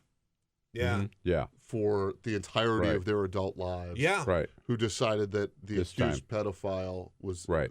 Yeah. Yeah. That was the line they wouldn't finally cross. found. They got to weigh those things. But look, if you believe that abortion is murder, that's a pretty compelling, a pretty deep held view. I mean, that to you transcends politics, at least most of the time, and certainly in Alabama with the huge evangelical Christian base. That's the issue that gets hit over and over and over again, because it's not seen as partisan; it's seen as moral. It's seen as, and so to see people who generally vote that way on that issue crossing over just tells you how awful they thought Roy Moore was, and this is what Hillary Clinton failed to do in her campaign. She disqualified her opponent, but failed to make the case for herself as the credible alternative to a lot of swing voters. You saw Doug Jones at least make the case that he was a credible alternative. Right. John Allen, of course, a co-author of the book Shattered with Amy Parnes, which tells the whole story of the Clinton campaign. Read that book. Don't read what happened. Read Shattered. I couldn't have said it better myself. If you really want to know what happened, read Shattered. The subplot in Alabama was not just so there was Roy Moore versus Doug Jones. The subplot was Mitch McConnell versus Steve Bannon, right? So is Steve Bannon done? Forget about him? History after losing in Alabama? No, I don't think so. I think he's going to continue his crusade. He'll look for the next candidate. He'll be able to to some extent write off the fact that he didn't know Roy Moore was going to be accused of molesting a 14-year-old or sexually assaulting a 16-year-old. That didn't change his mind, man. Didn't he was change his there mind. at the night before. He was there. Didn't change his mind. Much like it didn't change his mind when Donald Trump had the Access Hollywood video. No. And so I think he looked at it probably and thought, why am I going to abandon this guy when I didn't abandon the other one? So he really thinks he's going to bring down the Republican establishment, right? He wants to knock Mitch McConnell out. Who are his next targets? I think you're going to see Mississippi, Roger Wicker, longtime senator, is up for re-election. There's this state senator named Chris McDaniel who ran against Senator Thad Cochran a few years ago. You remember that? Yes.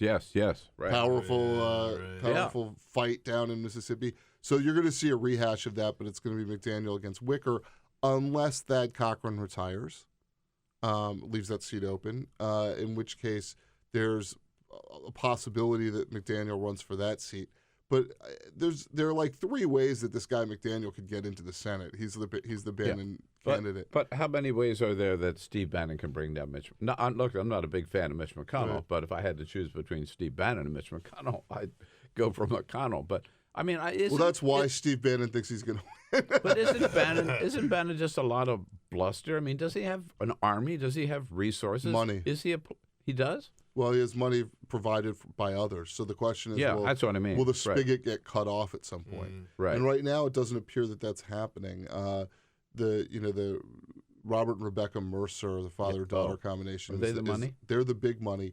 Robert Mercer recently stepped away from his job and also said, by the way, I don't agree with Steve Bannon on everything, but I think his daughter Rebecca is more closely aligned with Bannon. It seems that way. And look, he's got the Breitbart news empire. Which also requires some funding from the outside, including, I believe, Mercer funding. And then he's got this Sirius XM show. I mean, this is somebody who combines some serious weaponry on the outside of the political game. He doesn't have to win all the races that he plays in. He only has to win a couple of them to make Republicans in the Senate take notice. It reminds me of... He's going to win one, realistically. I mean, these guys freak out about that reminds me when... So, look, Bob Corker already decided not to run for re-election. He was going to face a Bannon-backed primary in Tennessee for sure. Jeff Flake decided not to run for re-election. Luther Strange got defeated in the primary. They are fearful of Steve Bannon and the chaos that he can cause for them, even if they win. And so I think he's going to stick around.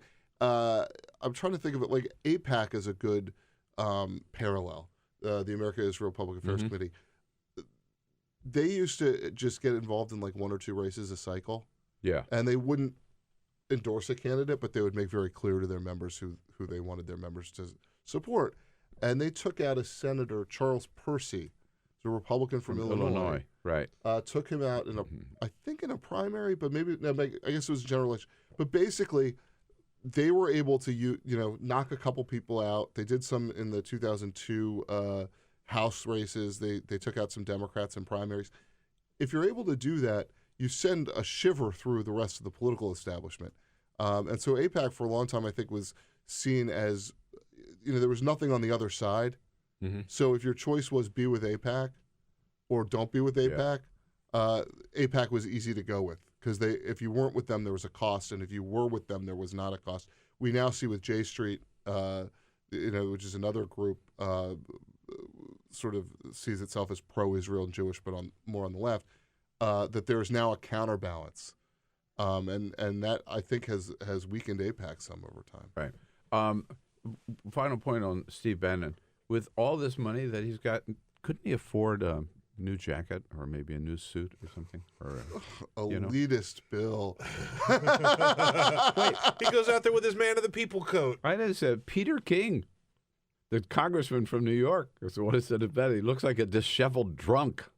It's still a pretty expensive outfit because he wears like 7 shirts at once. That's right. It doesn't matter whether you got them at Walmart or Brooks Brothers. If you wear 7 of them, it costs you something. It'll add it all up. It's the price of one regular nice shirt. I was down in Alabama when he went after Joe Scarborough.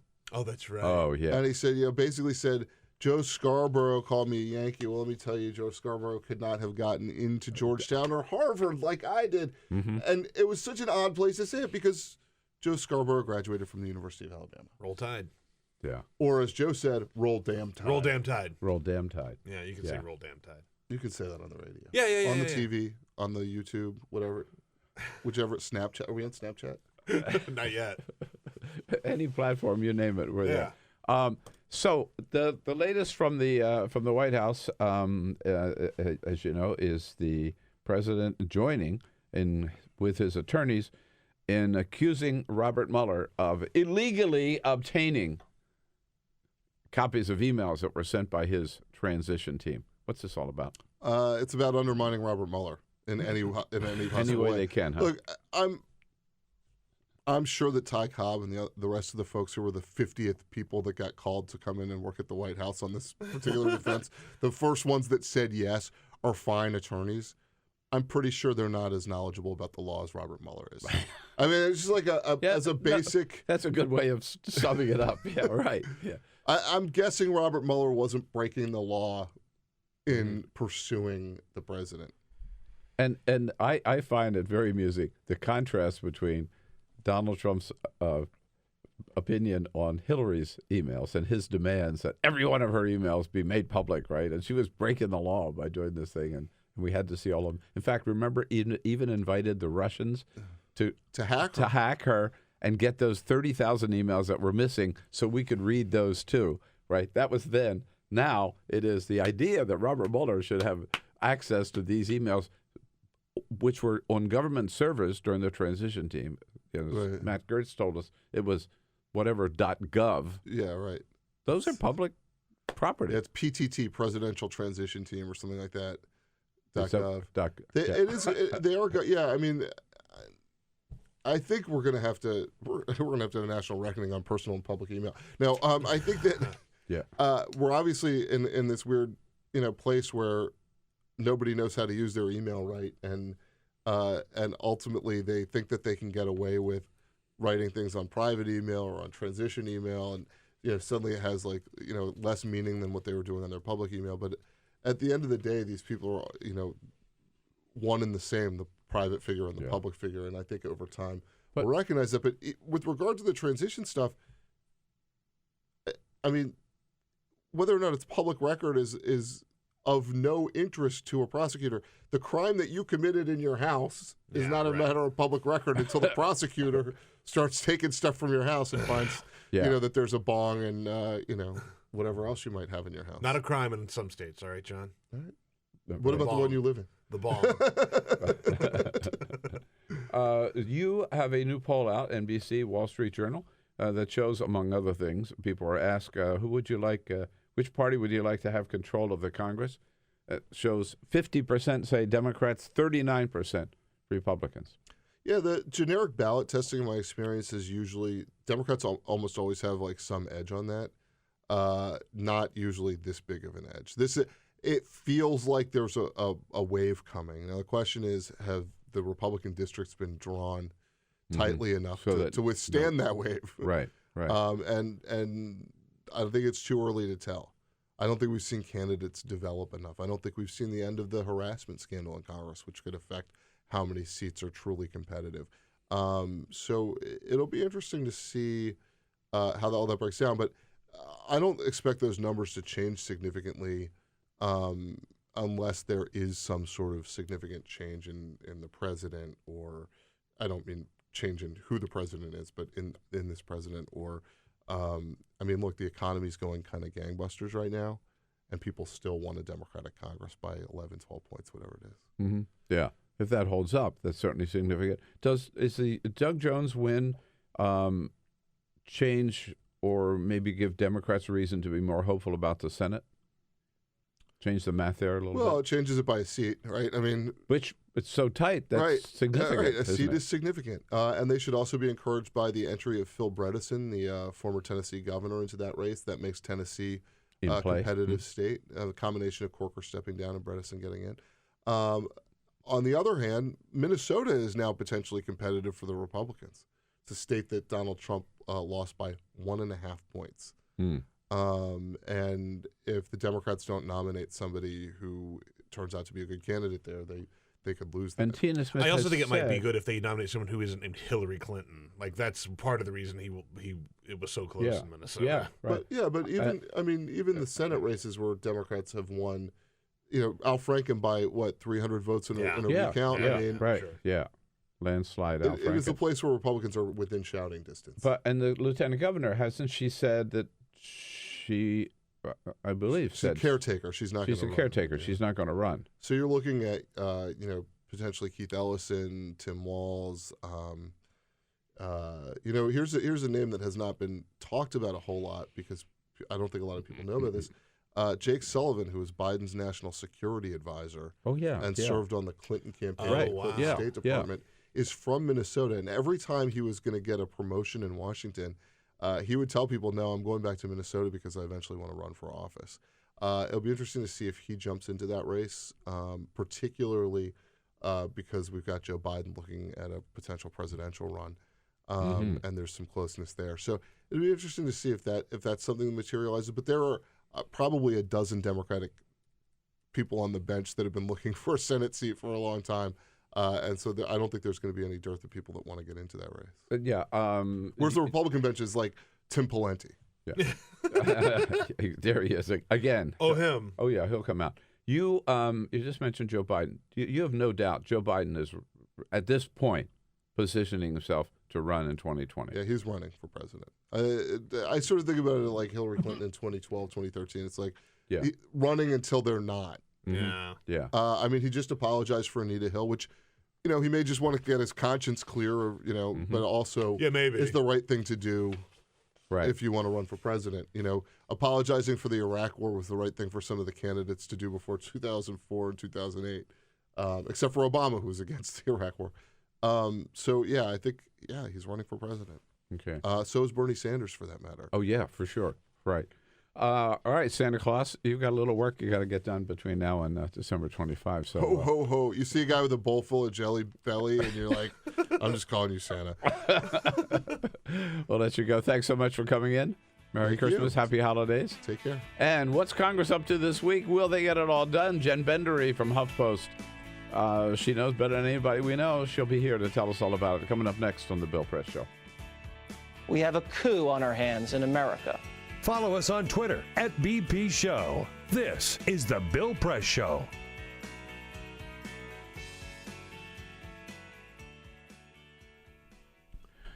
Hey, friends, what do you say? And here we are again talking about Free Speech TV, which only means one thing. You guessed it.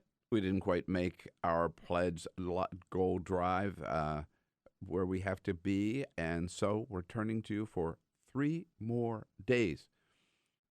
If you haven't done your pledge, if you haven't made your contribution, we need you to get over the top to take us into the holiday season, take us into the new year, certain that Free Speech TV can last at least another year. So please, please, please, those of you, thank you for all of you who did come through, but those of you who have not yet, didn't take advantage of it, maybe you forgot, maybe you just put it off, maybe you think there are more important things, whatever, rethink it, come back and help out Free Speech TV.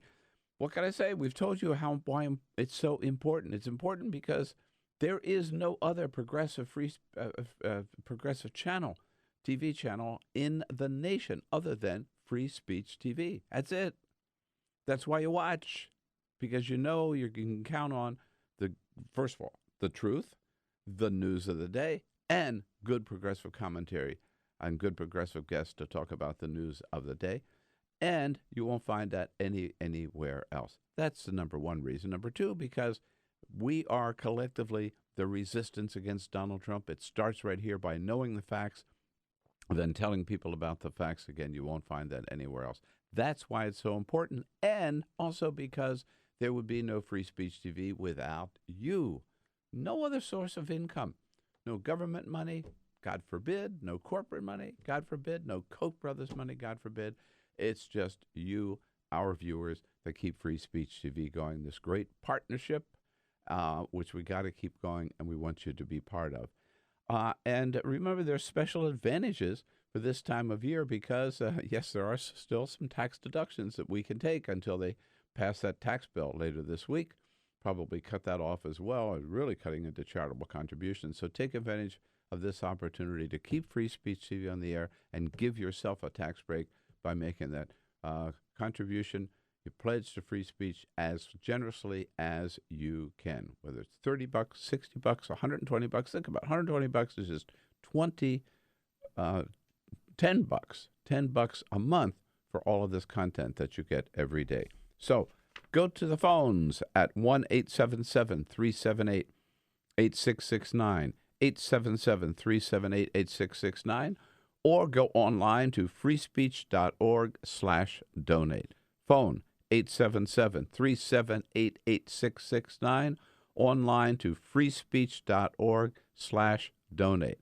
Just 3 more days here this Christmas week. Be as generous as you can. Thank you. Merry Christmas, and keep Free Speech TV going. Thank you.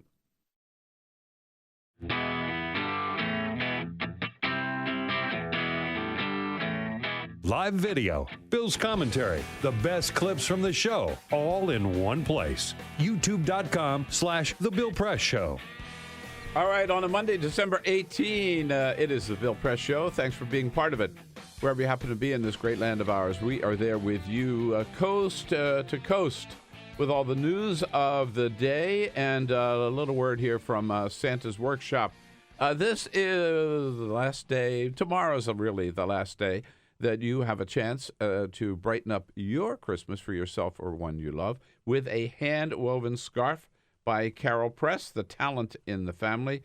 This is a rayon chenille scarf. May not go with my purple, but that's just because I picked the wrong one today. But there are many, many different colors and designs to choose from. Go to our website, BillPressShow.com. Follow the link to Carol Press scarves, but she'll get them out. She's running to the post office dozens of times a day with scarf orders, but really, tomorrow's like the last day. So do it today, BillPressShow.com, the link to Carol Press scarves, and take your pick of a rayon chenille or bamboo scarf for yourself or someone you love. And to help us through the news so that Congress is coming back this week, you would think this would be a slow week for reporters who cover Capitol Hill, but Jen Bendery from HuffPost, you got a lot going on this week, right? It's always like that. Shutting down the government, sexual harassment charges. They always wait until the last minute. They always do. It's because they can't come up with a strategy for getting things passed. So then when time's running out, they just try to lump it all together at the end and do something quick and then go home before anybody can have a chance to look at what they really did. And overall, I mean, this is not particularly an attack on the Republicans, but in charge. But it's sad that that's the way it always seems to work. It does. It's been this way for years. It's not just Republicans. Although I would say that since Republicans took over the Senate and the House, it's been more of a cluster. Yeah. Cluster, yes? Just, no, don't say that. This is no, PG. Say the rest. Yes, right. So where do we start? They're going to get a tax cut bill, yes or no? I mean, it certainly looks like they're going to get it. It also looks like John McCain won't be here for the vote. He's gone. I'm not sure if back Thad to Cochran. Arizona, I mean. Yeah, he's going to be in Arizona. Back in Arizona, yes, he's gone there. It's not clear yet to me if Thad Cochran will be here for it either. He had some kind of medical treatment on his nose, apparently. So if those two senators aren't here, that means that Republicans have 50 members here. They can't lose one. They can't lose a single person. And I think they've got it. Bob Corker was kind of squishy for a while, but now it looks like he's a yes. Marco Rubio was kind of squishy for a little while, and now it looks like he's a yes. Susan Collins was squishy. Yeah, so it looks like all the yes. squishes have now been sorted out. So it looks to me like they have the votes for it. You know, nothing is a done deal till it's done around here, but I think they've got it, and I think they want to do it really fast, and they want to go home. Right. So because they also have the deadline for funding is the end of the week, right, or the 22nd. Just what, Friday? That's Friday. Friday, yeah. Yeah. So if they're going to do the tax cut, one would think they'd have to. God, that was fast. Yeah, right. It was 2 weeks. Yeah. But they'd have to get the tax cuts done before they do the continuing resolution on the keeping the government running. That's the plan. Right? That's the plan. They want to get all their business done and then. Okay. So do we have a bill? a tax bill.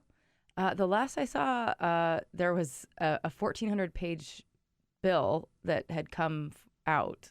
Now, I don't know if that's the final bill, but I think that was the conference bill. I could be wrong, but I think that's what we're doing now. Have members had a chance to read it? Well, that bill came out late last week, so today's Monday. So if you count the conceivably, weekend, right? I guess they could have read it over the weekend. Right. Isn't there a rule that, or didn't they adopt a thing that 3 days, it would be up for 3 days when people could read it before they would? Typically, it's 3 business days. Yeah, right. Not weekends. Yeah. So, I mean, there is a bill. There is text now. They want to vote on it really, really soon because I think part of the thinking here is to hurry up. As soon as the text is out, just vote on it because there's a lot of stuff in here that's not great. But if you just vote quickly and leave town and it's the holidays, this is classic Congress. You do something big before the holidays and you get out of town, and then people don't really the hope that by some of them is that no one ever really knows exactly what they just voted for because they just want to be able to say they passed tax reform. The details can come out later, details like, oh, look, this really helps. This cuts the corporate tax rate and helps big corporations. But look, it raises taxes on the middle class and on working families. So, those are the kind of things that will come out in more detail after they pass the bill. That's how things tend to work around here. Right. And there is that what you say just puzzles me because objectively, there's no doubt that the big winners in this tax cut bill are the big corporations with this permanent tax cut and the wealthiest of Americans. And no matter how you read it, because any little maybe temporary little cut in taxes for the middle class disappears in like a couple of years. And everybody who studied this says within a couple of years, people making under $35,000 or under $75,000 will be paying more in taxes. And in the meantime, these tax deductions that people used to be able to take for student loans or medical expenses or home mortgages and all this stuff are either limited, capped, or cut off. So that this is going to really negatively impact the middle class. Yeah, right? this bill is Are they not... just hoping that nobody ever discovers that? What they're doing is they're trying to move really fast, and they have their bullet points that make the bill sound good, and they're just trying to do this now and leave town. But hoping that nobody ever discovers that they're not telling the truth? Well, there's certainly articles that are out there and have been out there talking about how bad this bill is for middle class and lower income families. Across the board. Yeah, and that's very clear. But the question is, do they care?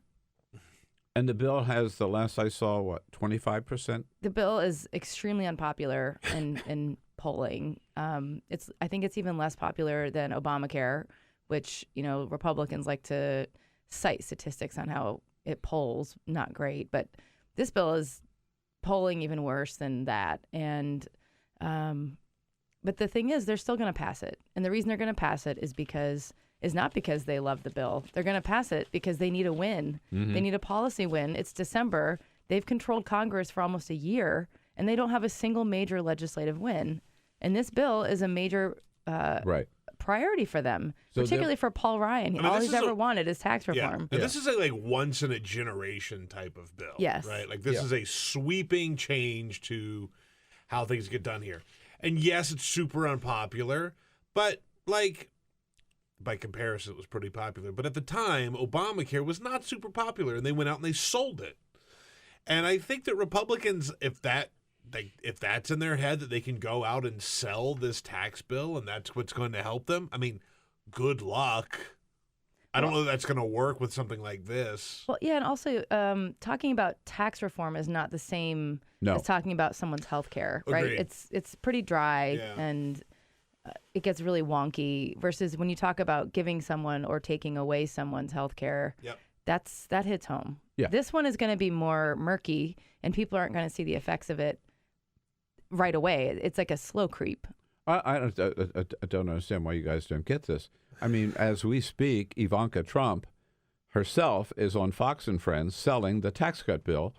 Now, it just happens, right, that she will be one of the biggest beneficiaries of this because the estate tax, she can get up to $22 million, whatever it is. Great. Yeah. I mean, this is a Sleep well tonight. This is a great big bonus Also, for the Trump kids. And one of the biggest and Trump himself. Some of the biggest beneficiaries of this bill are also members of Congress. Sure. Which is purely coincidental. Like I'm Ron, sure. Yeah, I'm sure. Like Ron Johnson from they are Wisconsin going to had do to make very sure. well personally because of this bill. Yeah. Whoa. You mentioned Paul Ryan. So there was a couple of reports last week. Maybe you're one of that wrote this that this is going to be Paul Ryan's swan song. He's always wanted to do this. He's got it done, and he's going to retire. Where's that coming from? There's a lot of talk that, and he's denying this, but there's a lot of talk right now, and a couple of stories have been written about him stepping down as speaker next year. Yeah. And him being burned out, and him not liking the job, and how he never liked the job, and he's just wanting to get out of this for a while. Well, there was all that BS about he didn't want the job in the beginning, right? You know, he didn't. Yes. No, I'm not going to run for it. No, but if you beg me, maybe I will take it. Yes, and right? it's hard to believe that.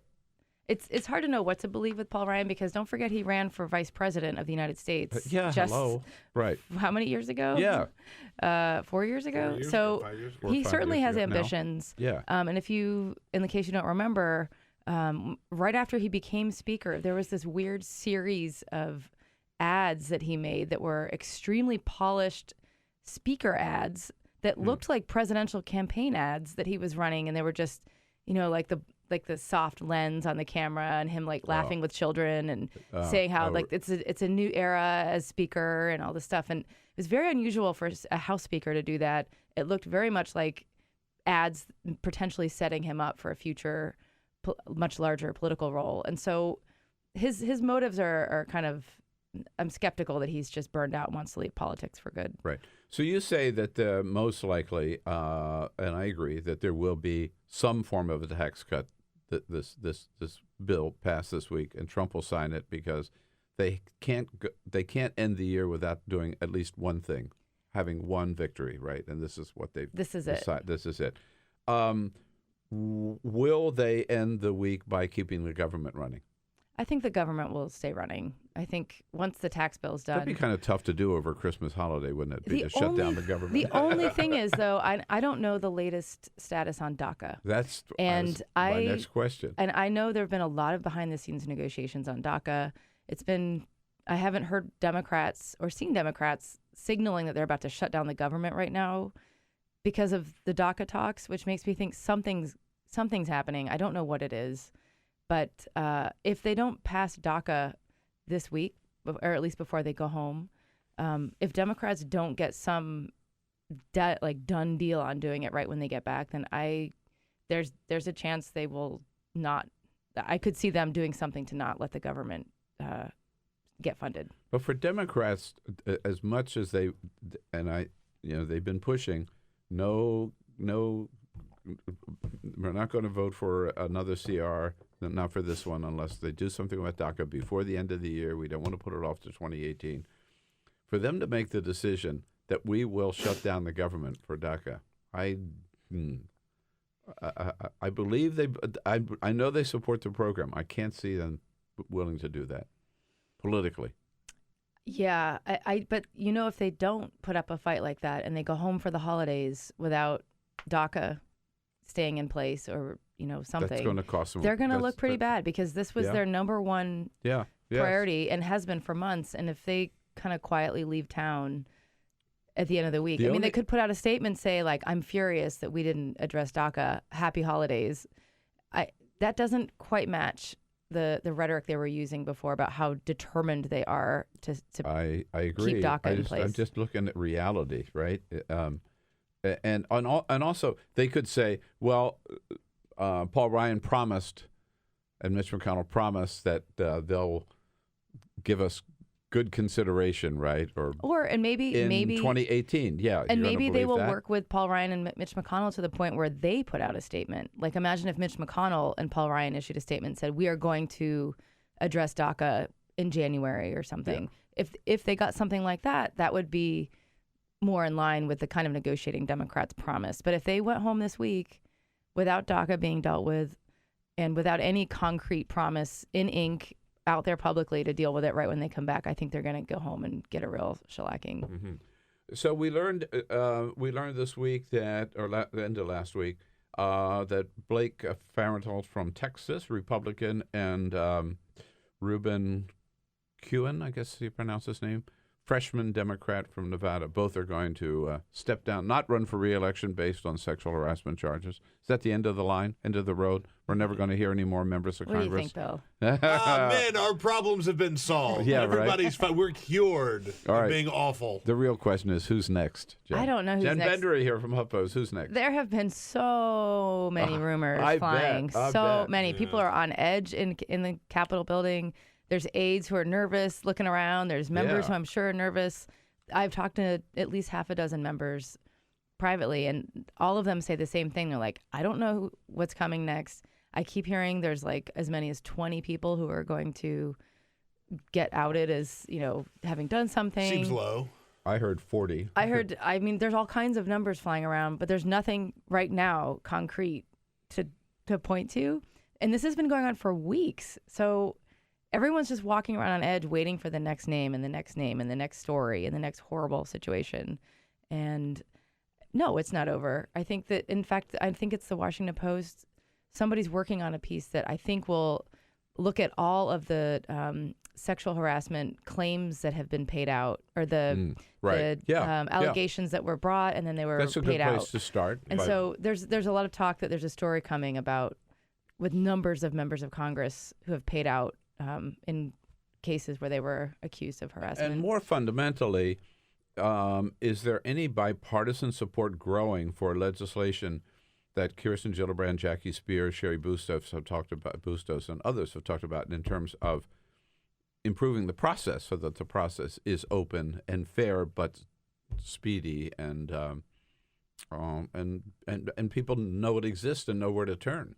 Yeah, there is a little bit of bipartisanship here. Ironically, it's only women that I've seen who are on the Republican side who are pushing for this. Oh, I have not yeah. seen, and maybe there is one, but I have yet to see a Republican male who is advocating this. But legislation there'll be hearings, and it's all going to be 2018, of course. Oh yeah, yes, it would be next year. If it takes off. I haven't seen leadership say, yes, we will move this bill, because it won't go anywhere unless Mitch McConnell or Paul Ryan give it the green light. So I was really glad to see your story last week about, a lot of people say, well, Trump hasn't accomplished anything at all, right, in this first year. But yes, he has, in terms of overturning some regulations, in terms of executive orders, and particularly in terms of judicial appointments, right? That's been where he has really made his mark. He's confirmed 12 lifetime circuit court judges this year, and that's more than any president has ever done in the history of the courts in their first year in office. 12. That's a lot. And these are circuit judges, which are one level below the Supreme Court. Mm-hmm. And to give some sense of how important these judges are, circuit courts, the Supreme Court, everybody knows that court, they take between 100 and 150 cases from circuit courts every year. Ballpark. There's thousands that come in as a request to the Supreme Court. That means that all the other ones they don't take are resolved at the circuit court level, which means in many cases that's the final say on a case that's gaining momentum nationally. It ends at a circuit court. So there's now 12 judges on various circuit courts around the country that are Trump's picks, who are there for lifetime, for their lives. Many of them are young. Many of them are they're all very conservative. And many of them have a record of being anti-abortion rights, and anti-LGBT rights. Some of them have a history of being against strengthening voting rights. All this stuff is publicly available. You can see their backgrounds. And white males, basically, all. Right? No, they're not all white males. There's at least one woman. Oh, thank God. There's at least one.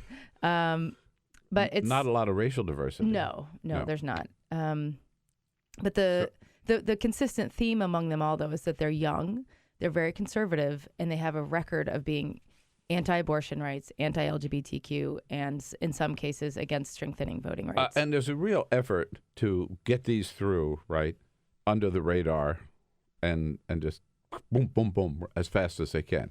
Yeah, and it's partly just the nature of being a judicial nominee that makes it under the radar. It's not the flashiest topic. It's not. Yeah. Most people, I feel, don't pay that much attention to a judge, a judicial confirmation process.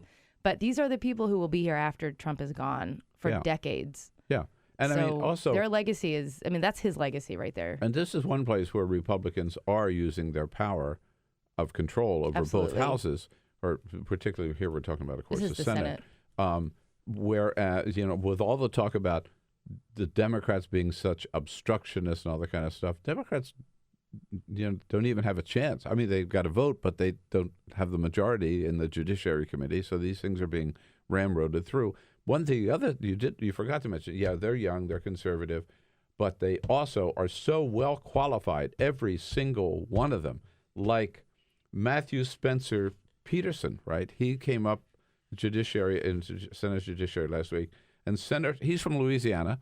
Senator John Kennedy from Louisiana just asked him some very basic questions that any nominee for the circuit court would know the answer to. Yes. Can you tell me what the Dober standard is?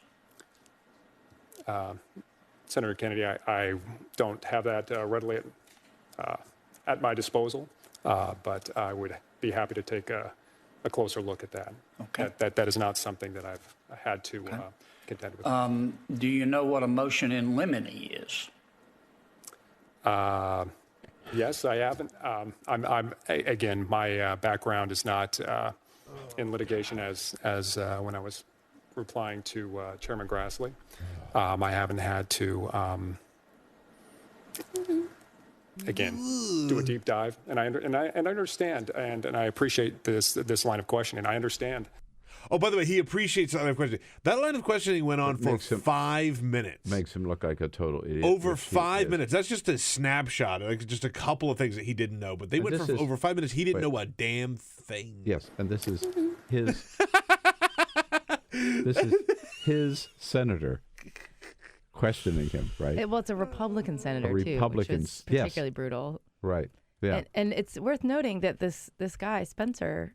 Is that his name? No, Peterson. Sorry, Peterson. Peterson. That was a pretty brutal hearing, but Trump has had a total of 4 judicial nominees this year who've received a not qualified rating by the American Bar Association, which is pretty bad when you get that. And 2 of those 4 were unanimously rated not qualified, which is really bad, real bad. This guy, Peterson, was not one of those 4. So this is someone else on top of 4 previously who have gotten very bad ratings in terms of their qualifications for being a judge. All right. So make us comfortable by telling us that immediately Chuck Grassley banged the gavel and said, "You are not qualified. Get out of here." That did not happen. What? Was he confirmed by the committee? No. So the way it works is after you have your confirmation hearing, you kind of wait. There's a period of waiting where you sit out there and the members of the committee have time to read more over your background and stuff. So the question now is whether or not when the committee comes back in, whether it's I guess it's going to be in January now, do they think this person should be voted out of committee? And for the moment, the White House is standing by this nominee and weirdly said that, the people who are criticizing this nominee are just trying to, bring down the president and his agenda. But I think they may not realize, they did not realize that the person grilling this nominee is a Louisiana Republican. It wasn't a partisan thing. Yeah. They know it, but they just lie about it. Meanwhile, there's one nominee, Brett Talley, who withdrew. He must have been really bad. He withdrew his nomination. Yeah, this guy withdrew his nomination. This guy used to be a paranormal investigator. Yes. He's only been a lawyer for 3 years. He's never tried a case. My man. And, that's it. Yeah, and there's so many things with this nominee. And the best thing about him was that he did not tell the Senate that his wife works for the White House counsel, Doug McGahn, who oversees the president's judicial nominations.